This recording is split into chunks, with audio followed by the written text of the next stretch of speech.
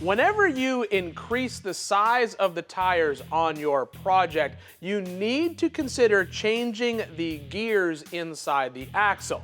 Because when you've stepped up to a larger tire on your vehicle, you've changed what is called the effective gear ratio.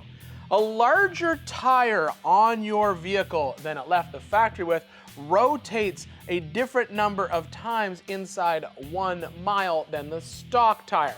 Now, this affects things like the shift points in the transmission, the engine RPM as you're driving down the highway, even the ability of the vehicle to accelerate from a dead stop. Now, there is an easy mathematical equation to determine what your new gear ratio needs to be. You simply take the size of the new tire that you plan to install on your vehicle, divide it by the size of the old tire, and multiply it by the stock ratio that is in your truck, and that will tell you what gear ratio you need to change the axles to in order for the vehicle to act as if it's still driving on the stock size wheels and tires. As an example, let's just say that we wanted to install a set of 35-inch tall tires onto a truck that left the factory with some 28-inch tall tires, and the stock gear ratio was something like, I don't know, 3.72 to 1.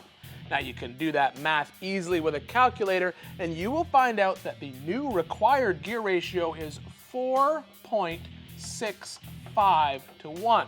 What you then do is look for a set of aftermarket gears that are close to that ratio.